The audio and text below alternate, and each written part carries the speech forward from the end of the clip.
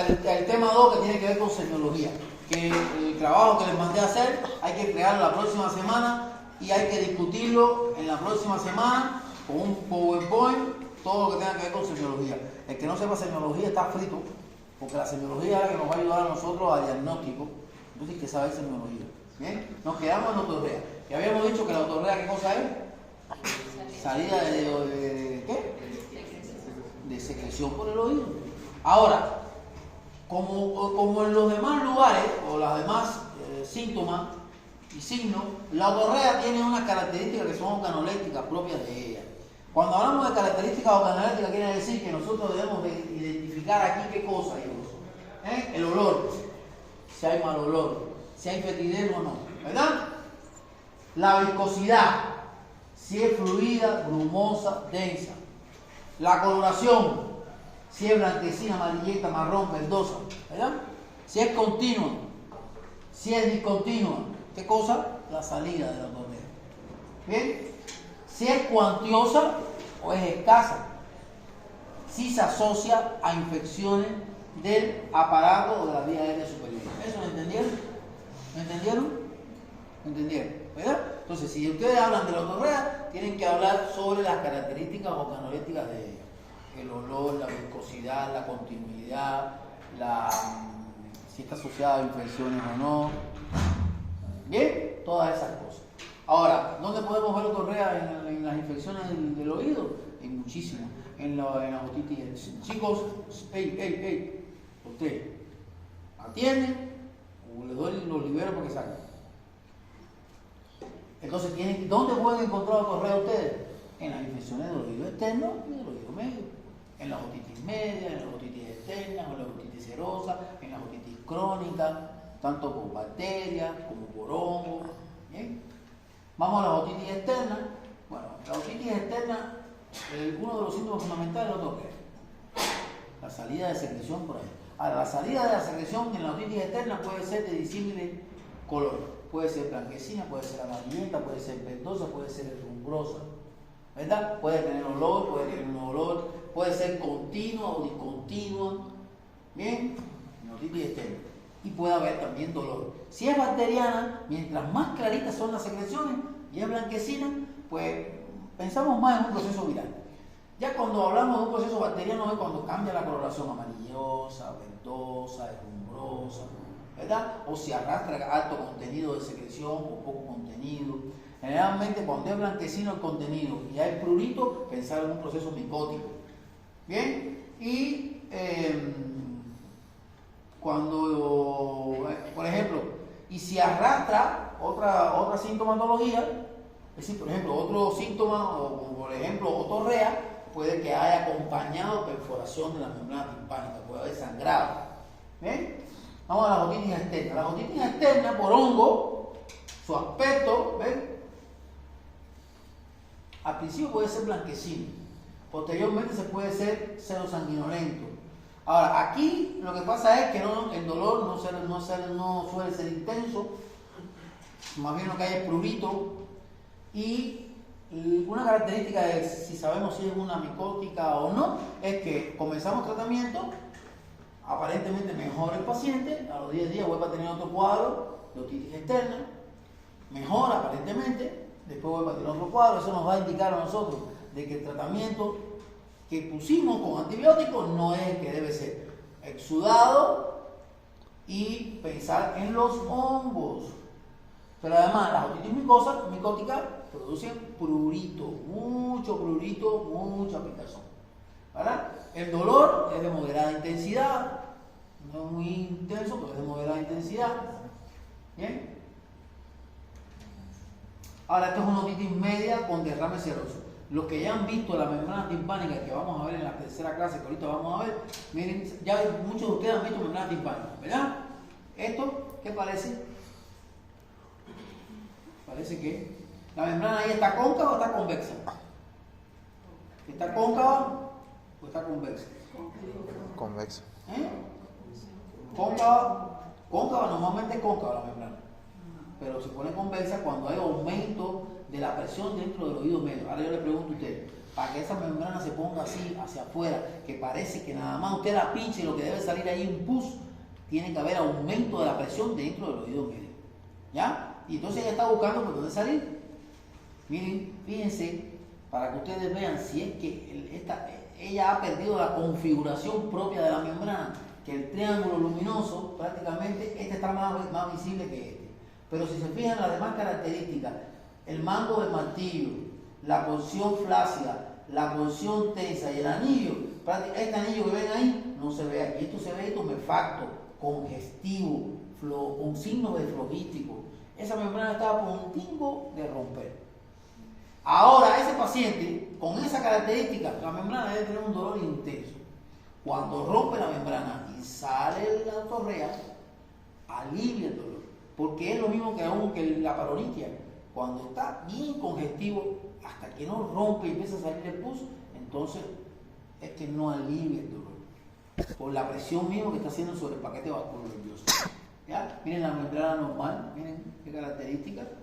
Pálida, grisácea, con sus detalles anatómicos, ya lo vamos a ver en la clase. Esto es una otitis media crónica, miren la membrana aquí, la ruptura de la membrana. Aquí, miren cómo esto es un cerumen aquí adelante, pero allá atrás, miren aquí cómo está rota, ha perdido la membrana, ha perdido como la lucidez de ella, propia de ella. Aquí, esto es una otitis media crónica supurativa. Miren las características de esa membrana, una palidez como si tuviera una desnutrición energético-calórica. Y estos pacientes que viven enfermos, se desnutren, pues así. Bien, ahora vamos a los acúferos. ¿Qué cosa es el acúfero? Otignito, un ruido que el paciente al comienzo refiere que, ¿por qué llegan tarde, doctor? ¿Estaba ocupado? Sí. El acúfeno otignito es un ruido que el paciente refiere que viene del exterior, pero que posteriormente se da cuenta de que no es del exterior, sino que lo tiene aquí. ¿Y por qué? ¿Por qué le pregunta al hijo, a la esposa, al amigo, al vecino, con el que camina, ¿tú no sientes un ruido? Y te dicen, no. Al principio, ya pasan unos días y él mismo se da cuenta de que no hay ruido, no está el ruido del exterior, sino es un ruido que está dentro de su cabeza. Y eso es lo que se conoce como acúfeno. Ahora, un ejemplo de acúfeno que es fácil de identificar y que ustedes pueden decir o asociar es el acúfeno otignito, que también se conoce del hipertenso. No sé si tienen familia hipertensa.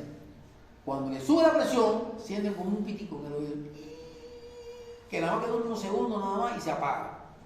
Eso es un acúfeno o un otignito. Un ejemplo claro. Fíjense que le sube la presión. Cuando sube la presión, el golpe de la presión, de lo normal a lo patológico, y hace, y al momento se apagó ese ruido. Y es cuando él se siente, ay hija, me sentí un ruido en el oído, pero ya se me calmó. Eso es un tignito o un acúfeno. ¿Ya? Entonces, este tignito o este acúfeno, bien, como ustedes ven ahí, denota qué cosa es lo que denota una disfunción, ¿verdad?, de la audición. ¿Bien?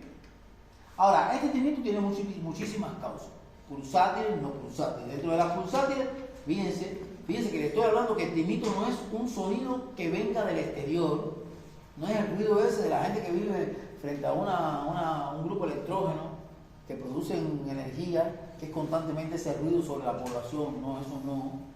Es un sonido que no, ya te lo está diciendo, es un sonido que no viene del exterior, es un sonido que está aquí, que el paciente lo siente como que está dentro de su cabeza, no que viene del exterior. Y miren, dentro de las causas de tignito pulsátil, miren cuál tenemos: las anomalías vasculares, los tumores de globus, la estenosis carotidia, las malformaciones arteriovenosas.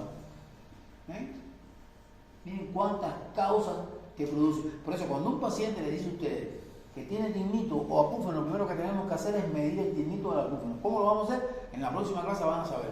A través de una prueba que se llama acúfenometría, que nos va a decir, a través de una sonda sonora, nos va a decir la intensidad o el sonido que se parece mucho al que el paciente tiene, y él nos dice, ¿es ese o no es ese? Ahora, ¿qué problema tiene? Que es subjetivo eso. Es Es subjetivo porque en realidad puede cambiar, pero sí existe para medir el tinnito, entre comillas, y ayudar a nuestro paciente, pero tenemos que buscar directamente la causa. Yo más que buscar el tinnito o medir el tinnito, yo busco la causa, porque si ustedes que encuentran la causa y la quitan, su paciente mejora. Es como una presión, es como la presión. Usted le resuelve la presión a su paciente, se la trata, lo pone normotenso y tiene tratamiento, lo tiene controlado, no tiene por qué sentir tinnito, porque está controlada su presión. Ahora, su presión se dispara, va a tener tinnito. ¿Entendieron eso, hijos? Ahora, el tinnito no es pulsátil, hay objetivos y subjetivos. Los objetivos, todos, miren, tienen que ver con problemas aquí. ¿Bien?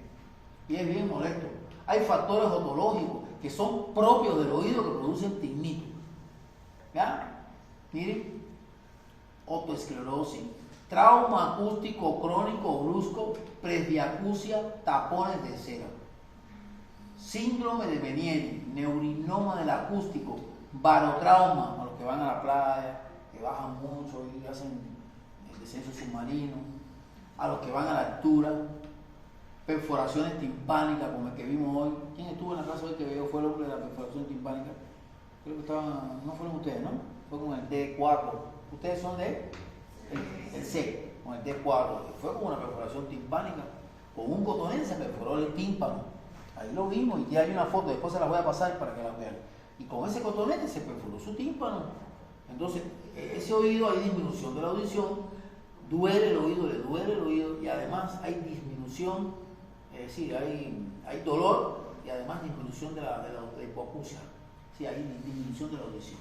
Ahora hay factores vasculares también, apoplejía laberíntica, hipertensión arterial, vasculitis, aterosclerosis. Hay factores hematológicos, la anemia, la policitemia vera, tanto los factores metabólicos, el hipo y el hipertiroidismo, los déficits de vitaminas y la hiperlipidemia.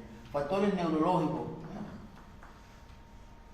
trauma craneoencefálico, esguince cervical, esclerosis múltiple, jaqueca con aura auditiva, meningitis, crisis del lóbulo temporal, problemas dentales, trastorno de la articulación temporomandibular. Yo siempre les digo, examinen todo lo que tenga que ver con el oído, en su pared anterior, su pared posterior, superior, inferior, medial, lateral. Hay factores psicológicos, también hay factores psicológicos, sobre todo en las personas que son depresivos o que son ansiosos. Tú sabes que a los locos todo le viene bien, y a los hipocondríacos igual. Tú hablas con un hipocondríaco, tú te sientes mal y al momento te dices, yo también me siento mal. Entonces es bien complejo las enfermedades psicológicas, bien complejo. Y lo otro, ¿por qué llegan ahora, hija? ¿Por qué ustedes llegan tarde? ¿Qué les pasa? No lleguen tarde porque voy a llegar tarde. Yo también. Sin problema. No, tranquilo. Fármacos, miren, fármacos que producen acúfeno. Miren, yo no le voy a ir mucho allá. Yo nada más le voy a hablar de un grupito. Le voy a mandar a comprarme un helado a cada uno de ustedes. Si siguen hablando, van a tener que traer medio balón de helado, así que 500 ml de chocolate, tú de fresa y usted. Bien, tú también vas a entrar en ese problema, porque yo te veo opinando mucho a ellos. Uno para mí. Y te voy a dar uno a ti. Oye, dentro de los fármacos que producen tinnito, fíjense para que ustedes vean que a veces también nosotros creamos esta situación.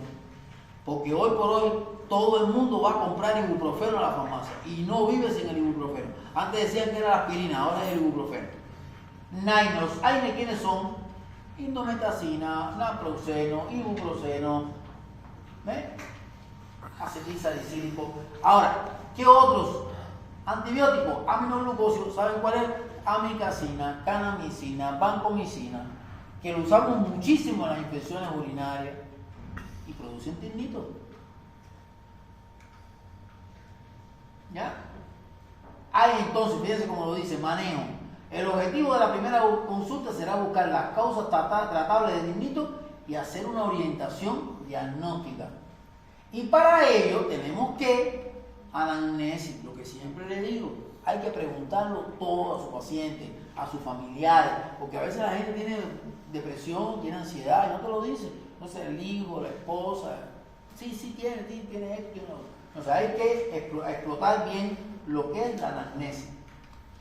¿Ya? El prurito, ¿qué cosa es? Picazón en el oído. Prurito, picazón en el oído. ¿Ya? Esa picazón en el oído, eso es lo que se llama prurito. Ahora, ¿dónde se observa más esto? A la entrada del conducto. ¿No lo ven? Aquí a la entrada del canal. Es donde más se ve. Se acompaña de infecciones bacterianas, micóticas, por hongo, ¿verdad? Y además de otras manifestaciones como son signos flogísticos, pero es un signo que siempre está bien frecuente en el oído, porque además la humedad, la infección favorece la aparición de él. La otorraya, ¿qué cosa es? Ruptura de membrana roja aquí. ¿Qué cosa es la otorraya? Sangre por el oído. Ahora, la otorraya puede tener causas directas del oído, pero puede tener causas fuera del oído. ¿Por qué les digo esto? Porque con los accidentes. Los accidentes de tránsito donde hay fractura de la base del cráneo puede sangrar por ahí. Pero también puede tener ruptura de membrana timpánica porque puede tener un trauma sobre el oído. En un accidente de tránsito también puede haber. Porque acuérdense que el oído de los tres, el más vulnerable, ¿cuál es? El oído externo, el oído medio. El menos vulnerable, el más protegido es el oído interno, que está dentro de la porción petrosa del temporal, ¿verdad? Pero los tres son vulnerables. Otorrinolaringología, ¿qué cosa es? Salida del líquido cefalorraquídeo por ahí. Ya habíamos dicho que el líquido cefalorraquídeo es un mecanismo de protección, de defensa del sistema nervioso central. Y si hay un daño, una lesión neurológica, donde se compromete, puede haber salida del líquido cefalorraquídeo por el canal auditivo externo. Ese es otolicorrea. Y lo que yo les mando a hacer a ustedes es eso. Otolicorrea, concepto, ejemplos. Otorraya, concepto, ejemplo. Y una imagencita bien bonita. Otodinia, ejemplo. Ahora, una mala discriminación verbal. Esto es cuando nos referimos a un descenso de la inteligibilidad de la palabra, ¿sí? Del entendimiento de la palabra. Y esta suele ponerse de manifiesto en ambientes ruidosos. Por ejemplo, un ejemplo. Estás saliendo de la casa, tienes el auto encendido. Estás con tu auto encendido calentándolo para que el auto se caliente para poder salir. Y sale por allá tu hijo, papi, ¿qué tú dices? Papi, ¿qué tú dices? No oigo porque el auto está encendido, está el motor encendido y no se escucha. Y eso se llama mala discriminación verbal. Porque no escucha porque hay un ruido ambiental, ¿verdad? O cuando coinciden, 1 de mayo, esta fiesta de los trabajadores, que sale todo el mundo a marchar, y está todo el mundo marchando, ¡ay! Y lo tiene cerca, pero no te escucha porque hay ruidos ambientes o ruidos que son propiamente un medio donde favorece qué cosa que tú no entiendas que te están llamando, o que te están llamando y tú no entiendes lo que te están diciendo. ¿Bien? Ahora, ¿qué cosa es otodinia? Porque hay dos cosas de ver el dolor ese. Otodinia, ¿qué cosa es? A ver. Dolor propio del oído. ¿Debido a qué? Inflamación, traumático y tumoral. Es decir, otodinia es el dolor propio del oído por una infección, un traumatismo o un tumor. Y ahí me voy. Otalgia, ¿qué cosa es? Dolor referido al oído, pero que se origina a distancia. Y desde que empecé se lo vuelvo y se lo digo. El oído tiene relaciones con otras estructuras que están cerca de él. Por ejemplo, la mandíbula, articulación temporomandibular. Miren, se encuentra la explicación a esto por la rica inervación sensitiva que tiene el oído, por los pares craneales, los plexos cervicales. Entonces, otalgia no es dolor de oído, dolor de oído es otodinia. Otalgia es el dolor referido al oído, pero que se origina a distancia. Papera es otalgia. Luxación de mandíbula es otaria, ¿verdad? Y otodinia es un dolor propio del oído, como consecuencia de un traumatismo, de una infección o de un proceso oncoproliferativo que esté creciendo ahí. Apréndanse esos dos conceptos porque eso tiende a confundir otodinia, otaria. Cofosis, fíjense que le pongo a una persona de la tercera edad con un implante, o con un implante, o en este caso sería un aditamento para escuchar. Cofosis que no escucha nada, es una sordera total, es una hipoacusia profunda, que en la clasificación habíamos visto que es mayor a 91 decibeles. ¿Lo entendieron, cofosis? Esto se ve con bastante frecuencia en la tercera edad. ¿Bien? Plenitud óptica. La plenitud óptica suele describirse como una sensación de taponamiento, de ocupación y presión en el oído. ¿Saben qué cosa es plenitud óptica? Un ejemplo de plenitud óptica. Cuando estamos viajando, que sentimos que aumenta la presión del oído y no escuchamos. Están hablando cerca, no escuchamos. ¿Bien?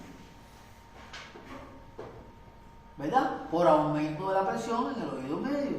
O en caso de obstrucción de la trompa del eustaquio. Cuando estamos viajando en un avión y ahí nos han descompresionado la cabina, el avión, y sentimos esa sensación de que no tenemos el oído ocupado, de que algo está metido ahí que no nos deja. Y estamos hablando con ella y ella aquí, ella no me entiende ni yo tampoco. Hipoestesia, disminución de la sensibilidad del oído, ¿verdad? Hiperestesia es lo contrario, aumento de la sensibilidad del oído. Paracusia, alteración de la percepción de la palabra en diferentes situaciones con respecto a un ritmo oyente, ¿verdad? Hay gente que oye más cuando comen o mastican que cuando están normal, porque tienen trastorno de conducción, y oyen mejor cuando mastican, porque hay apertura aparentemente se abre y oyen mejor. Miren, trastorno de tipo de conducción que hubieras encontrado ahí. Hay gente que oye mejor. Algiacusia, ¿qué cosa es? Otodinia, otaria, algiacusia, ¿qué cosa es esa algiacusia? Sensación molesta e incluso dolorosa en el oído cuando el paciente se expone a un sonido intenso. Estos son los que viven cerca de industrias o cerca de plantas de producción de petróleo o de gas o cerca de plantas generadoras de electricidad que constantemente están emitiendo ruido de alta densidad y el oído, ¿verdad?, siente una sensación de molestia por el constante ataque que está sufriendo por los ruidos. ¿Bien? Eso se llama algiacusia.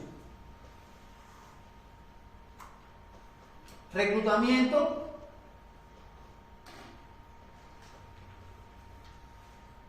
En el reclutamiento hay alteración de las células ciliadas, donde en la percepción, donde hay lesión de la cóclea. Acuérdense que la cóclea es del oído interno y dentro de ella está la célula ciliada, ¿verdad? El oído con reclutamiento percibe una mayor sensación sonora que un oído normal.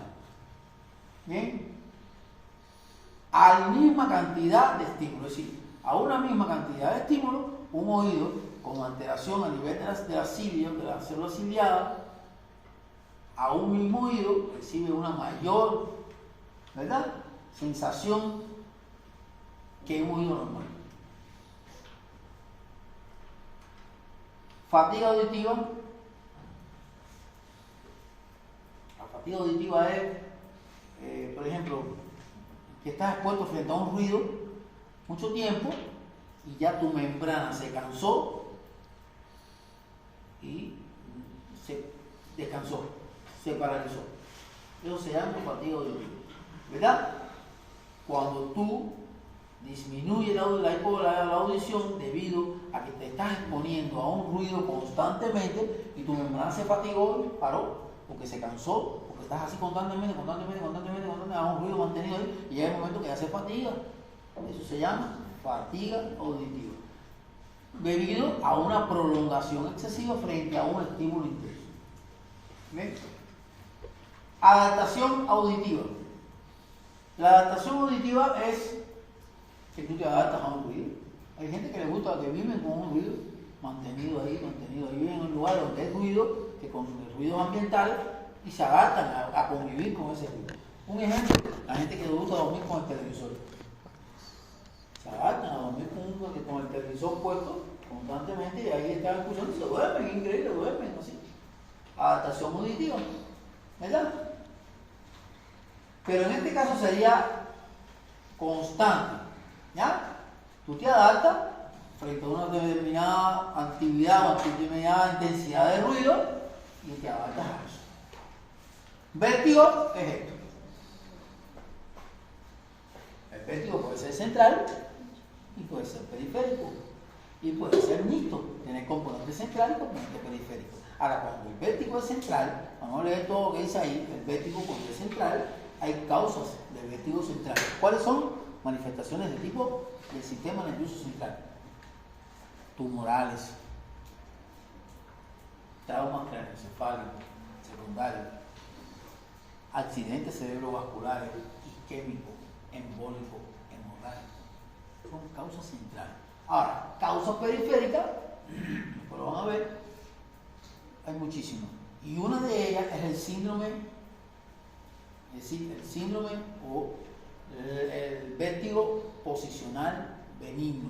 Y se llama así, vértigo posicional, porque tiene que ver con los cambios de posición, y es benigno porque no es nada malo, es una cosa que es ocasional, y bueno, está muy relacionado también con estrés y muchas cosas. Estos pacientes que tienen síndrome o el vértigo posicional benigno están normal, acostados, se levantan y el mundo se le quiere ir. Acuestan y mejoran. Y bastante frecuente que es en la práctica médica eso, bastante frecuente. ¿Ven? Periférico central. Los centrales, como ven aquí, neurológico, cerebeloso, romboencéfalo, mesencéfalo, diencéfalo, todo con el sistema nervioso central.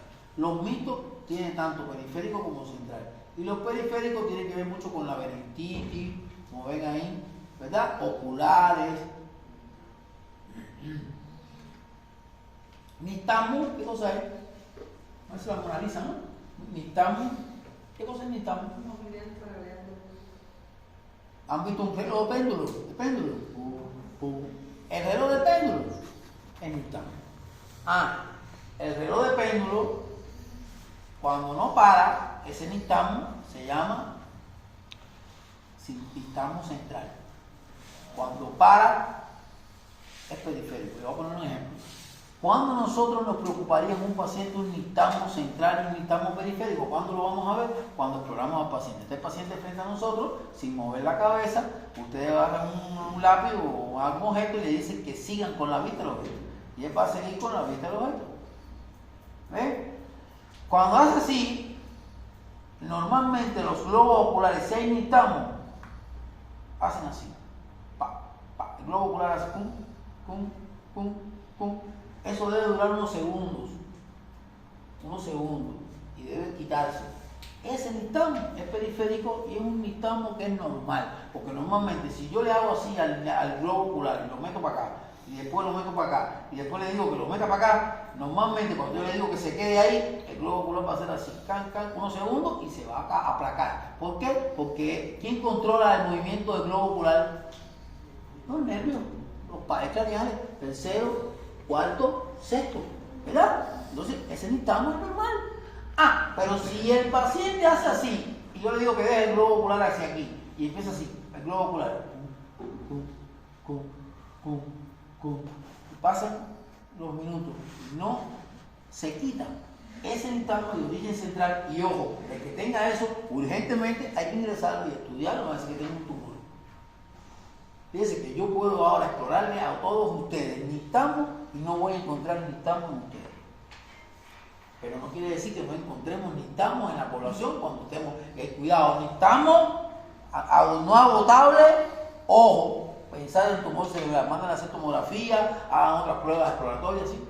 El Istmo comprueba el vértigo postural cuando se hace esta maniobra de al lado o ¿En Istmo? porque cuando uno hace, no ve esta maniobra que lo echa así. Claro, cuando uno hace una maniobra para esa maniobra que tú te acuestas, que tiene un nombre de compresión, que es cuando hay nistagmo o vértigo periférico, no tiene por qué aparecer. Eso es para acomodar la endolinfa, que nosotros tenemos canales semicirculares, anterior, medio y posteriores. Recuerden que está conformado por canales semicirculares. Y esos canales semicirculares viajan con un líquido y a veces se desplazan más hacia uno más que otro. Y entonces uno lo que hace es acomodarlo con esa maniobra de Valsalva. Es una maniobra de Valsalva para acomodar ese líquido y disminuir un poco el vértigo que produce eso. El vértigo. ¿Ya? Ahora, vamos a la tercera clase. Esto es lo que yo estoy pidiendo que ustedes tienen que presentar en la próxima semana. En 30 minutos me van a presentar las que hay, por ejemplo, en el caso de la otorrea, ustedes vieron las características organolépticas. Si vieron las características organolépticas y saben que la bacteriana puede producir una coloración amarilla o verdosa, especifican la amarilla o verdosa por infecciones bacterianas. Lo importante es que ustedes me describan esas cosas, porque esa es la sintomatología por la que va a venir su paciente a consulta. Y tienen que saberlo. Pero además se lo voy a preguntar en el examen, le voy a poner por aquí otorrea, otodinia, otaya, acúfeno, no sé qué, y por aquí le voy a poner los conceptos y ustedes tienen que enlazar. Que es un objetivo del examen. Vamos aquí. ¿Qué cosa es la audiología básica? La audiología básica o la audiología es una disciplina que estudia la audición. Y si estudia la audición, estudia su trastorno. Ahora, dentro de la amplia gama de las técnicas que se utilizan en audiología, y que yo les pregunto, yo les digo, por ejemplo, dentro de las técnicas que se utilizan para la diagnóstica de hipoacusia, mencióneme 5. Ya sabe que es esto: otoscopía, acufenometría, impedanciometría, logoaudiometría, prueba de Weber, prueba de Rieger y audiometría.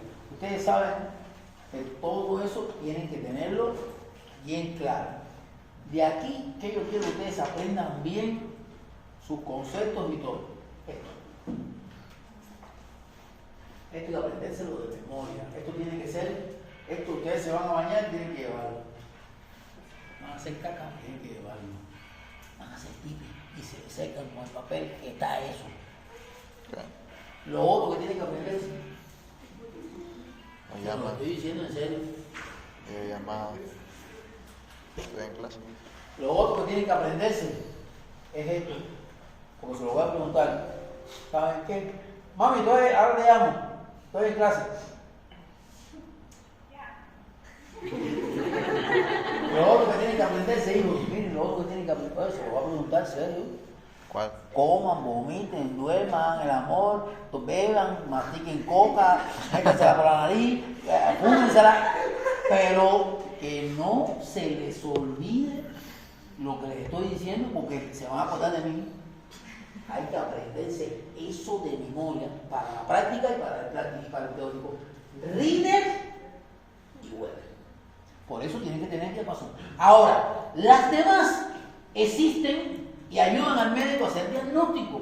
Porque si el paciente tiene una hipoacusia y ya usted le hizo otoscopía y vio que no tenía cuerpo extraño, que no tenía cerumen, usted le hizo un Rieger, le hizo un Weber para ver si tenía un trastorno de neuroconducción o neurosensorial y no aparece nada, y sigue con la hipoacusia, ¿qué faltaría entonces? Hacer estas pruebas específicas. Y ustedes tienen que saber que ellas existen. Pero estas tres se las tienen que aprender de memoria, porque esas son las que ustedes van a utilizar en los consultorios. Porque cuando ustedes le hagan la otoscopía, le hagan el Weber, le hagan el Rieger, ya ustedes de ahí no les queda más que mandarlo al especialista para que le haga las otras. Y eso es una manera de ayudar a sus pacientes. Vamos aquí. Audiometría. Y ahora yo quiero que pongan bien inteligencia y preparación en esto y que lo puntualicen bien. Porque es un poquito bien complejo. Ustedes están notando, pero las demás que vienen ahorita. ¿Qué cosa es la audiometría? Bueno, no es más que una cadena, es un estudio que nos permite a nosotros evaluar los oídos, ¿verdad? Para escuchar el sonido. no, así bien rapidito. Maravilloso, a ver si estamos sordos o no. Nada más. Ahora, ella utiliza gráficos, que es lo que se conoce como audiograma, el cual ofrece una detallada capacidad auditiva que va desde las 8000 hasta las 250 decibeles de intensidad. Es decir, usted le va dando intensidad, y a la medida que usted le va dando intensidad, por eso se llama audiometría, porque mide la audición. Ella nos ayuda a nosotros a saber si estamos leves, si estamos moderados, si estamos severos, si estamos de cañón sordo. Esta. Ahora, ¿qué resultados mide este audiograma? Él mide dos cosas. Una cosa que se llama la vía aérea y una cosa que se llama la vía ósea. En la vía aérea, ¿qué va a medir? Nos van a colocar unos audífonos, después van a ver el equipo, y ese audífono va a mandar unos estímulos que va a atravesar el oído externo, el oído medio y llega al oído interno. Eso es lo normal que sucede, ¿verdad? ¿O no? ¿Por dónde oímos nosotros? ¿Por la vía ósea o por la vía aérea? Entonces, si escuchamos por la vía aérea, tiene que ponernos unos audífonos y la información o el estímulo que nos están mandando tiene que pasar por ese orden: oído externo, oído medio y oído interno. ¿Cierto o falso? Cuando llega al oído interno, para saber lo que está llegando, si está llegando de verdad, tiene que llegar aquí a estas células que son las células ciliadas. ¿Dónde están? Las células ciliadas, cuando vieron en la clase práctica, le abrieron la cara al caracol adentro. Esas células ciliadas son las que reciben la información que está llegando, mandando la información al nervio auditivo. Después que sale de la célula ciliada va al nervio auditivo, el cual lleva la información al cerebro. Y allí, en el área que tiene que ver con la audición, nos hace el milagro de la escucha. ¿No entendieron hasta ahí? Bien. Esa es la vía aérea, lo normal que tiene que suceder. Nosotros no escuchamos por vía ósea, no, escuchamos por vía aérea. Y eso es lo normal que debe suceder. Ahora, ¿cuáles son los resultados que nosotros esperamos en esta audiometría?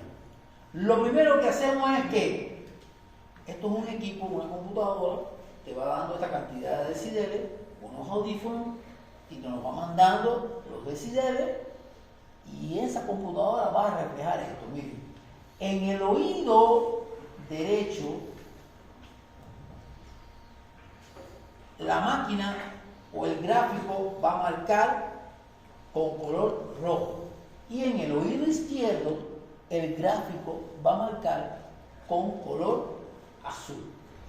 Eso quiere decir que si el estudio viene y no especifica el oído, ustedes ya saben que automáticamente el rojo es derecho y el azul es izquierdo, ¿no?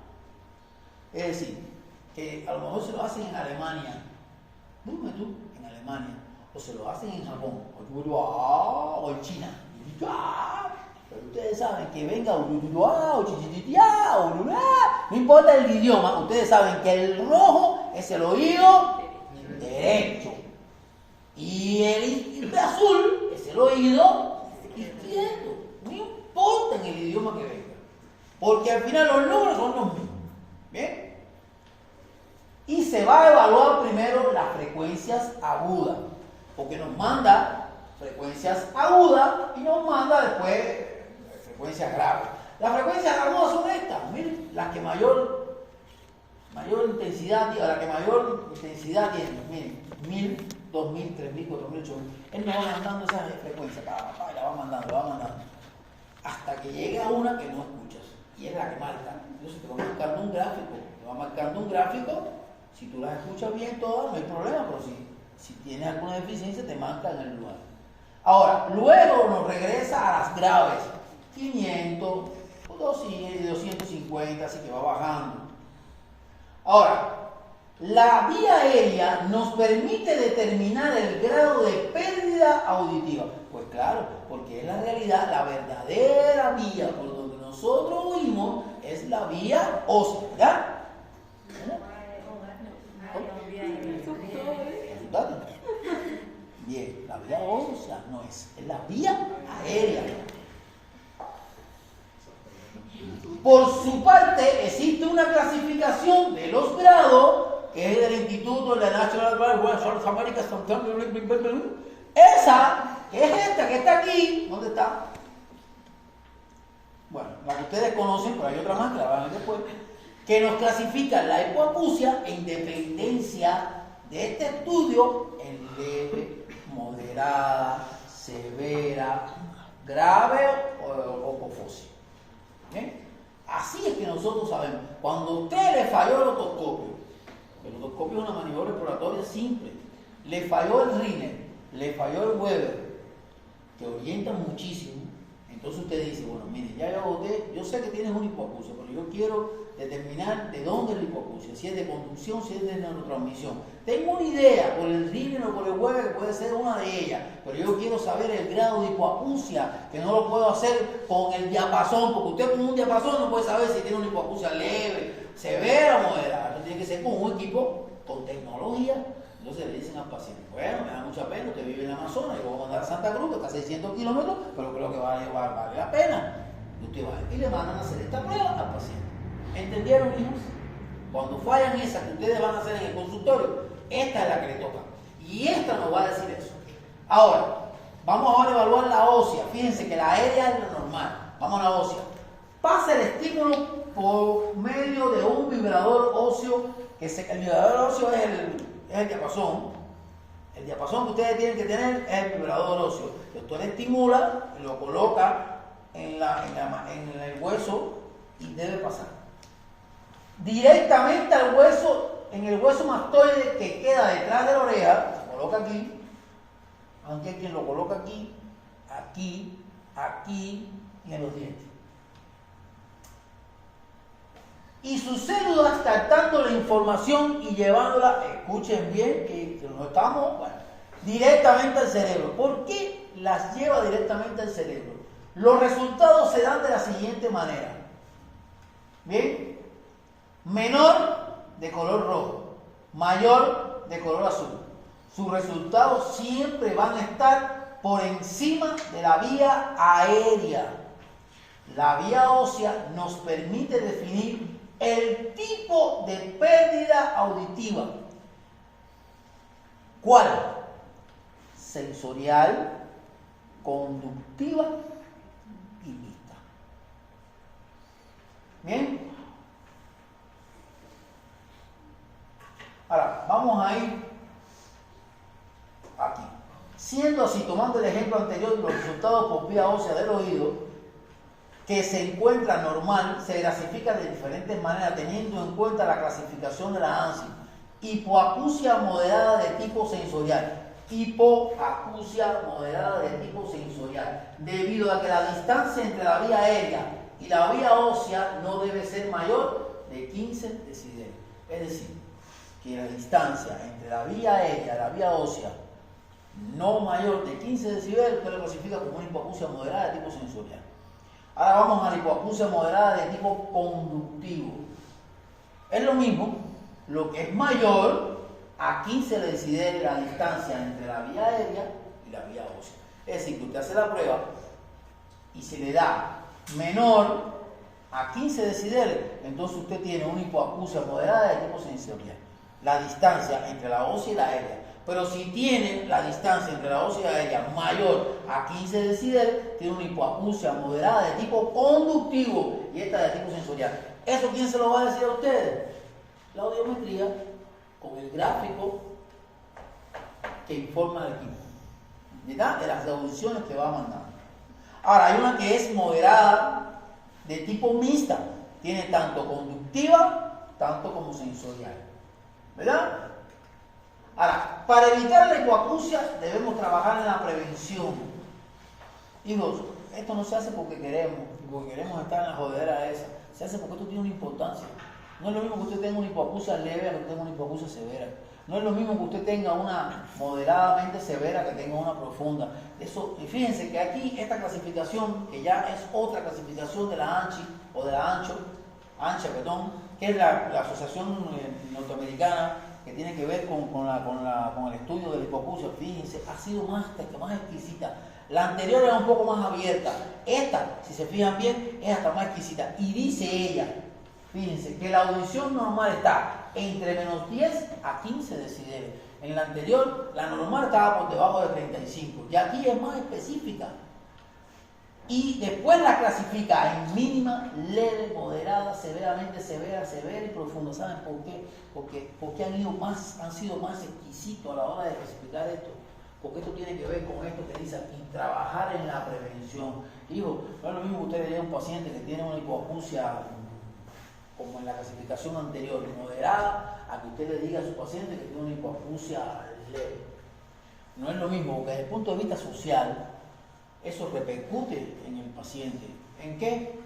En el trabajo. ¿En qué? En el poder adquisitivo. ¿En qué? En el entorno familiar. ¿En qué?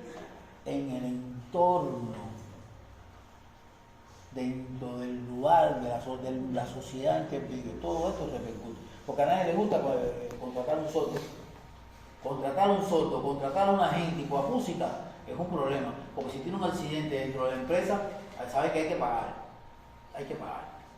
Pero además, nadie, tampoco, ningún empresario que se respete, que trabaja en una empresa donde hay altos riesgos de tener hipoacusia, debería de tener trabajadores tanto tiempo sin hacerle un estudio donde él pueda rotar, no es votarlo, porque la solución es, no me sirve, te voto. No, la solución es, tienes un problema, vamos a rotarte dentro de la empresa a otro lugar donde este problema no esté incidiendo para que no progrese en la enfermedad. ¿Entendieron ahí? Porque muchos de ustedes se van a graduar y en Brasil, aquí no sé cómo será, aquí me imagino que es por plata, por preferencias políticas, por el sexo, pero lo he sufrido en carne propia, lo he sufrido mi mujer, y lo sufren muchos bolivianos en este país.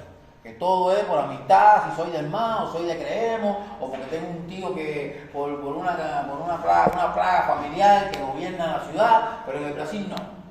En el Brasil hay que estudiar. Y si usted saca la nota que es, le dan la plaza. ¿Estoy equivocado o no estoy equivocado? Si usted no aprueba, usted sabe que no puede asumir ese cargo. Y por criterios de tipo curricular. Si usted tiene un buen currículo, nadie cuestiona si usted es maricón, o es lesbiana, o es un palomo linario. No, porque la gente no busca las preferencias sexuales. La gente lo que busca es que el que van a contratar sea un profesional.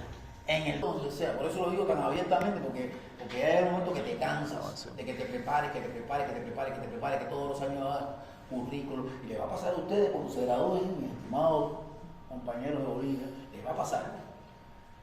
Que van a tener que pagar 15.000 bolivianos, $15.000 para hacer la residencia, si es que quieren. Porque si no, nada más te dan 2. Y la tercera, que también te tocaría, ya está comprada ya. Y va a pasar.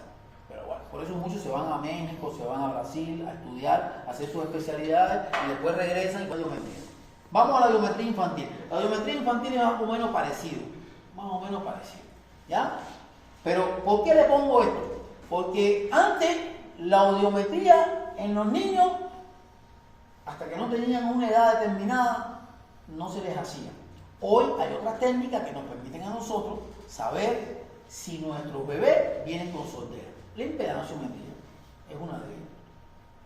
Nace el bebé, colocan el equipo dentro del conducto con una silicona que no molesta, no duele, el bebé está durmiendo, está mamando y él está ahí con su equipo y el equipo nos está diciendo los decideres que tiene y si hay algún trastorno. Y eso es importante, porque usted tiene un bebé que ya viene con un problema de hipoacusia desde el nacimiento. Y si usted no lo trata, pues estos bebés se retrasan en el desarrollo psíquico. Y entonces después tienen retraso en la escuela. Entonces después tienen retraso en el medio, en el entorno que ellos se desarrollan. Y los pobres bebés no tienen la culpa, son gente bien inteligente, pero también necesitan de ese órgano de los sentidos. Y si usted no lo desarrolla bien, empiezan los bullying, lo atrasan, y como aquí incluyen a todos los bebés, aquí te ponen lo mismo un down, que te ponen a un hipoacúsico, que te ponen a un retrasado mental severo en una escuela con los demás. Yo no sé así como lo harán. No estoy criticando, yo estoy criticando lo que conozco. Pero tengo entendido que en Brasil hay escuelas. Esto ayuda a que nuestro bebé, desde pequeño, ya se le pongan sus implantes y que ellos escuchen la voz de su mamá, escuchen los números, escuchen las letras, no se atrasen. Bien, ahora, le damos a la prueba de Weber. Hijo, apréndanse la prueba de Weber, se lo voy a preguntar. Y en la práctica médica lo van a hacer. Yo no sé si en neurología ustedes dieron Rinel y Weber. Cuando yo daba neurología aquí, yo les enseñaba Rinel y Weber a los estudiantes. Pero eso tenían que haberlo visto ya un poquito desde atrás, igual que en Nistamo. ¿Ustedes no han dado oftalmología? ¿Oftalmo? ¿Saben qué es Nistamo, verdad? Ya. Vamos a la prueba de Rinel y de Weber. La prueba de Weber la creó Weber en el año 1834. Esta prueba sirve para comparar la audición por vía ósea, fíjense, ósea de ambos oídos a la vez. No es un solo oído, porque hay gente que la hace solo en un oído, es de ambos oídos a la vez. Se hace vibrar el diapasón y se coloca apoyado en la base con el vértice en la nariz o en el mentón. Aquí, hay quien lo coloca aquí me gusta más. También puede ser en diferentes lugares, en los dientes.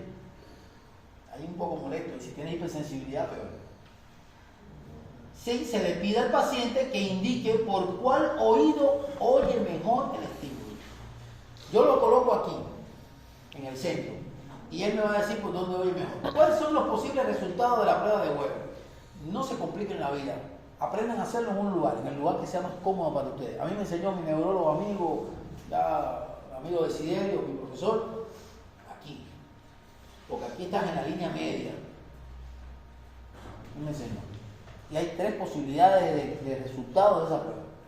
Weber indiferente o que no lateraliza. Indiferente es que con el Weber escucho por ambos oídos, es decir, que no escucho más por uno ni por otro. No, esa es una prueba normal ahí. O que no lateraliza igual, que no lo escucho más por uno o por el otro. ¿Eso qué cosa es?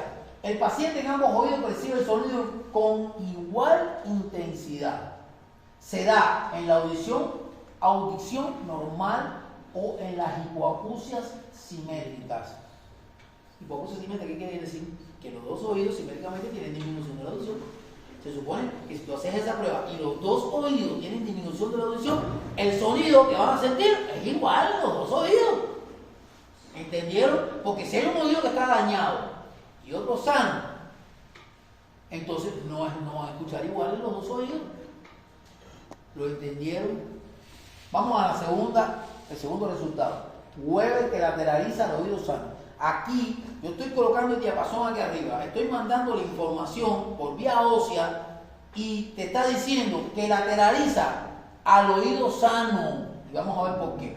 El paciente con hipoacusia sensorial, neural, unilateral, de un solo lado, oirá mejor por el oído sano. Claro, si yo tengo el diapasón aquí y estoy mandando información y yo tengo un oído que tiene hipoacusia sensorio-neural, uno es unilateral, porque si fuera bilateral, oigo igual por los dos. ¿Entendieron o no entendieron? Que lo veo como el pescado cuando le tiran el anzuelo y sale con la boca abierta. ¿Entendieron o no entendieron? Entonces, paciente con hipoacusia sensorio-neural oirá mejor por el oído sano. ¿Por qué? Porque es, miren, neural, sensorial.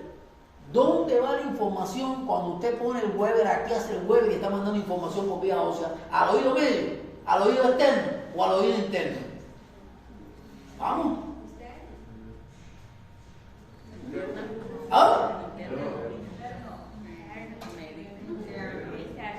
Al oído interno. Si la vía aérea, ¿cuál es la vía por donde ustedes oyen? ¿Por el hueso? ¿Oyen por el hueso? No, ustedes oyen por aquí. Oye, por aquí. El hueso, oye, hueso. No, el hueso está ahí, pero no hay por el hueso por aquí.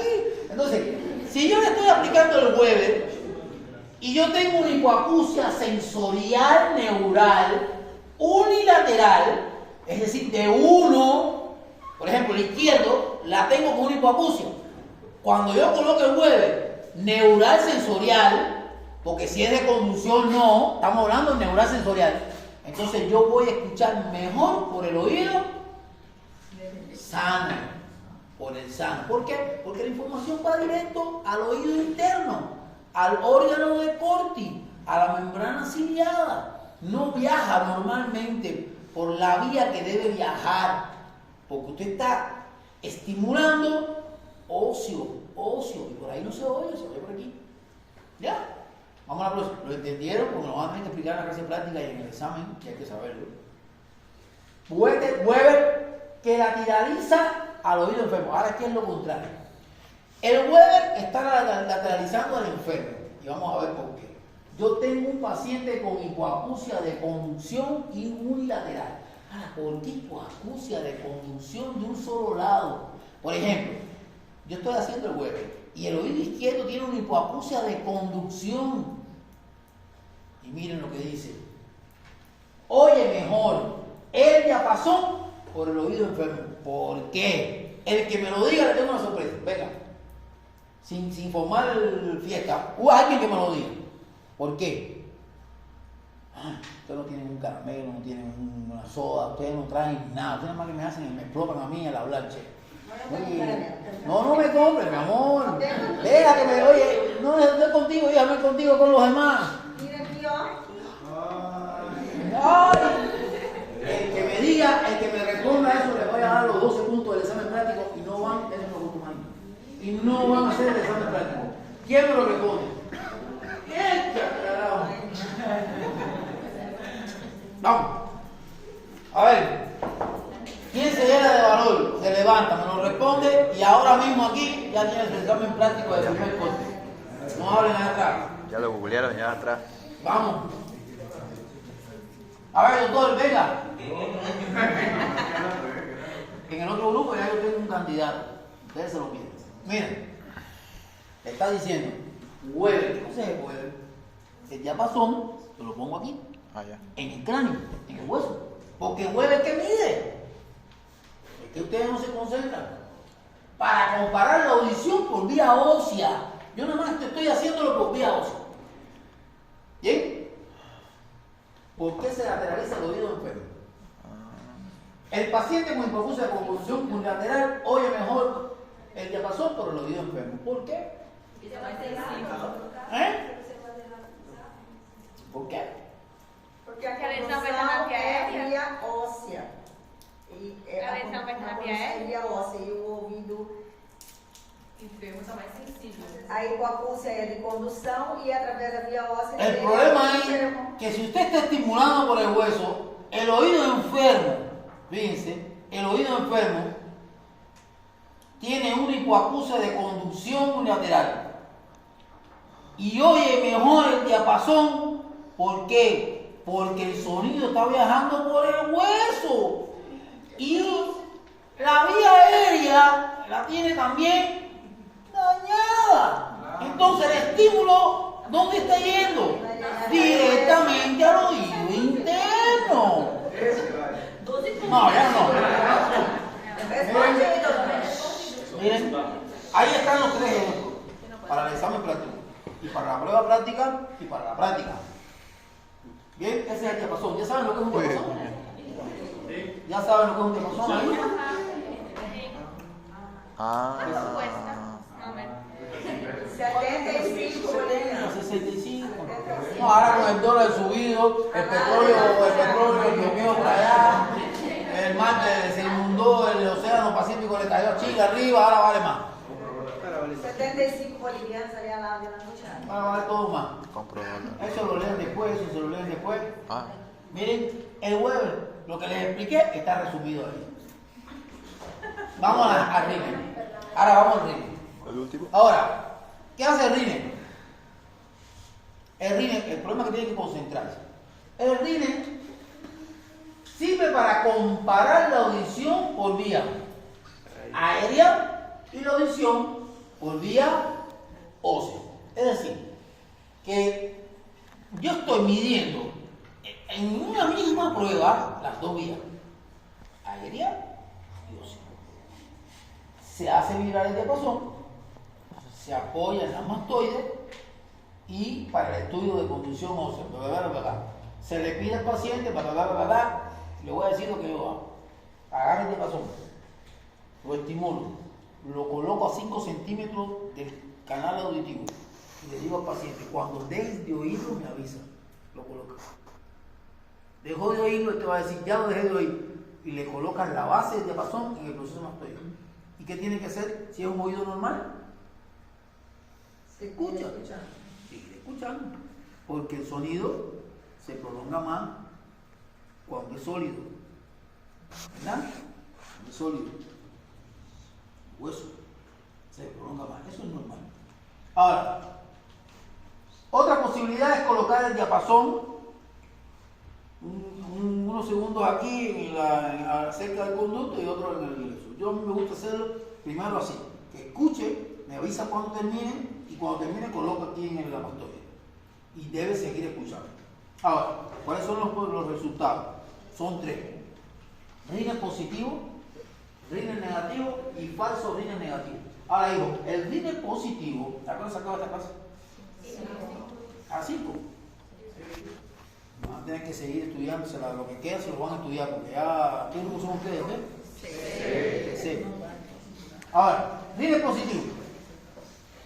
La audición por vía aérea es mejor que por la vía ósea, lo sabemos. Lo que ocurre en audición normal, lo sabemos, o con hipoacusia sensorio-neural.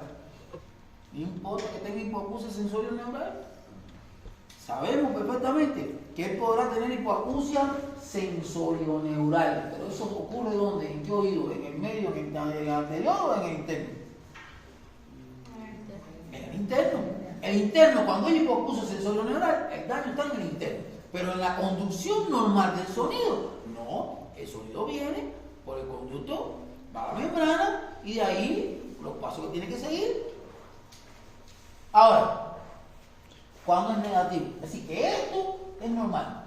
Ahora, ¿cuándo es negativo?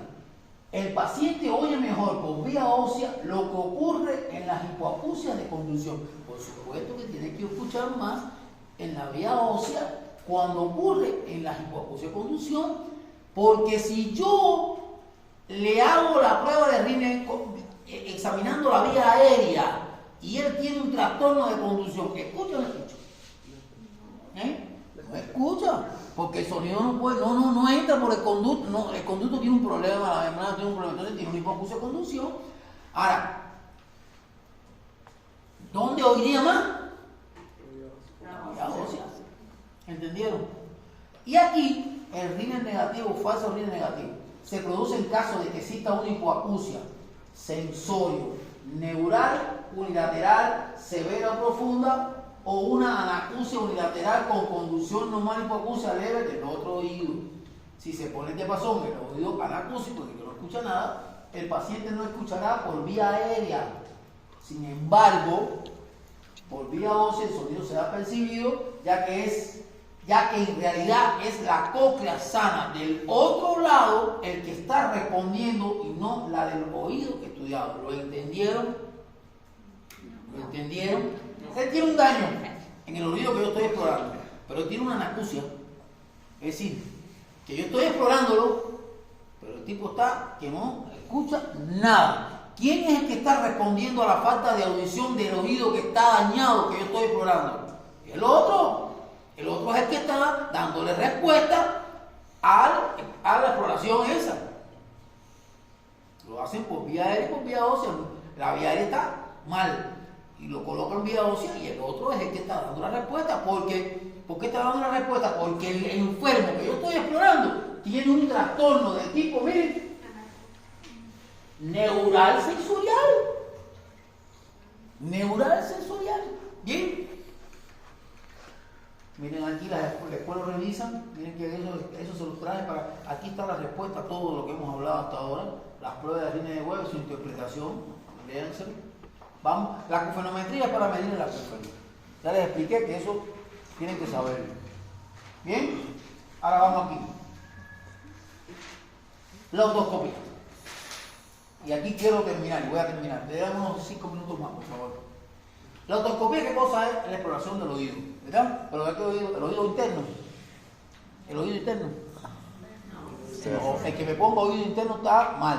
Es la exploración del oído externo y del oído medio, o del conducto auditivo externo hasta la membrana timpánica. Pero hay gente que se embulle, quiere hablar más que el Guyton o que el Farrera Valenti, y se va avanzando y ya el oído medio, y si lo deja, llega hasta la vía cortical. No, está mal. Explora el conducto y la membrana timpánica. Escucharon bien, eruditos, para que no falle. Ahora, es una exploración importante, necesaria, que antes de hacerle hay que interrogar al paciente, hay que preguntarle todo a su paciente, anamnesis, examen físico, y que la exploración consiste en inspección, palpación y otoscopía, porque la percusión y la auscultación no van. Aquí está cómo se hizo, quién lo hizo. El otro objetivo de esta clase que va al examen es el Rinel Weber, y el tercero es esto. Ya algunos de ustedes han hecho otoscopía, ¿no? Algunos ya les enseñé. ¿Cómo es? Pero les enseñé a la antigua. ¿Ya? Les enseñé un poquito hoy, un poquito mañana. Pero ahora estoy enseñando ya hoy. Con esto termina todo lo que tienen que saber de la exploración del oído. De la parte normal. Miren, hijos.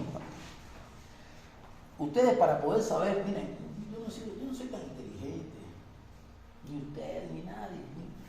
Todos tenemos un nivel de coeficiente de inteligencia que nos permite saber en un momento determinado qué es lo que es y lo que no es.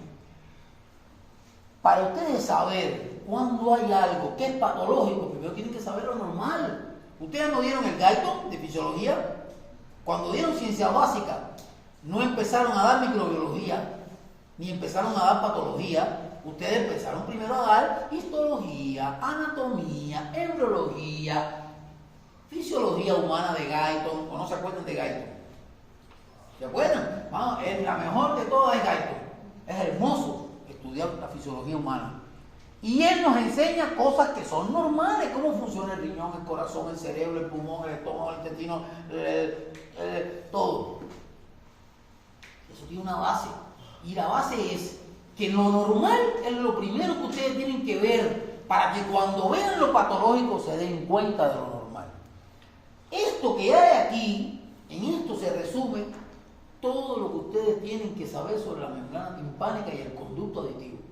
Si ustedes son capaces de ver en el conducto auditivo una pared lisa, sonrosada, con pelitos a la entrada, algunas recamaciones, cierto contenido de cerumen, como lo han tenido muchos, de color rojo, rojizo, amarilloso, oleoso, dorado, anaranjado, marrón, negro, porque es de diferente color. Eso es lo normal que hay en ese conducto. ¿Bien? Sin embargo, creo que hubo uno ahí que le encontraron como que se lastimó y tenía sangre, y se dieron cuenta los chicos, doctor, pero miren, y le preguntamos, sí, me lastimé un poquito limpiando. Se dieron cuenta de que era rojo, había sangre. Ahora, ese es en el conducto. Lo otro es en la membrana timpánica. Miren, la membrana timpánica tiene un color gris parlado, brillante, pero también puede ser también amarillento. En su posición tensa, que es en la hora 12, en la hora de las 2 a las 10, hay una posición tensa, y rojizo con pequeños capilares en la posición 12, en la hora 12, que es la posición flácida. ¿Bien? Ahora, también podemos ver, cuando está bien translúcida con el otoscopio, el mango del martillo. ¿Bien? Y podemos encontrar que la textura de la membrana es lisa, delgada, semitransparente, porque cuando usted ve, puede incluso ver hasta la cadena de huesecillo cuando está bien transparente, sin orificio ni perforación. La membrana timpánica no puede estar perforada ni puede tener ningún orificio, querido doctor, ni uno, porque si no estuviéramos teniendo trastorno de hipoacusia o de conducción, porque no se puede mover. Y ella es la que se mueve ahí, es la mamacita de las mamacitas, ¿entendieron? Su posición cóncava, hacia adelante y hacia atrás, cóncava, no convexa, cóncava y ligeramente abombada. Por ahí habíamos visto una foto que estaba abombada, pero cuando está abombada porque aumenta la presión dentro de la caja timpánica y está al salir de ahí el pulso, pero normalmente ella está cóncava, ligeramente inclinada hacia adelante y hacia atrás. Los relieves anatómicos podemos encontrar, miren, apófisis exterior del martillo, que es cuando está, aquí está el triángulo, el unco, el martillo está acostadito aquí, como una mesetica blanca, que muchos de ustedes lo tienen, muchos oídos de ustedes bien bonitos para ver. Tiene también el mango del martillo, el rodete del anillo timpánico, es todo lo que está rodeando la membrana hacia la periferia. Bien, y además tiene el famoso triángulo de luz, que es el polícer, o polícer también se llama triángulo de luz.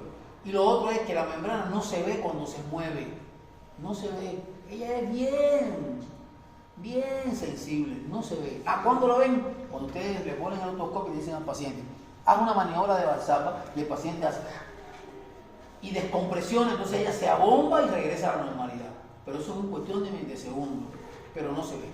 Si ustedes son capaces de saber lo normal de esto, de la membrana, ya lo patológico, le va a ser más fácil identificarlo. Entonces, en la clase práctica, la semana que viene, ustedes tienen que saber ya lo normal, porque les voy a preguntar en la clase práctica. Ya hay que saberlo. Y en el examen igual.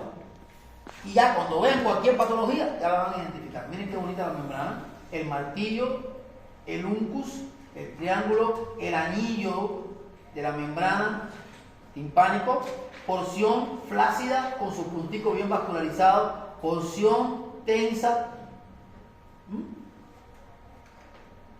Ahora, las alteraciones en la textura y todas esas cosas, ya, si ustedes son capaces de ver lo normal, lo demás le va a ser bien fácil identificar. La técnica, cómo se hace, ya les enseñé. De todas maneras, yo en la práctica les voy a enseñar cómo se hace la técnica. Otra vez más. ¿Ya? Pero ya ustedes ya pueden identificar. A la otra manera de dividir la membrana, que la dividimos por la manecilla de reloj. A mí me gusta por la manecilla de reloj. Yo me acostumbré a hacerlo así.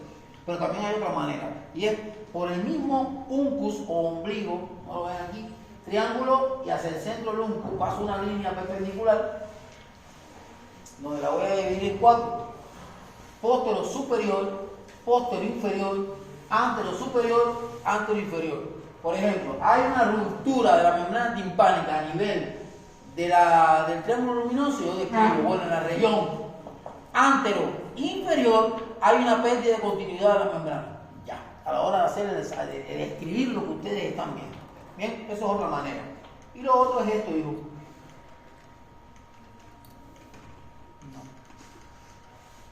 Los detalles anatómicos.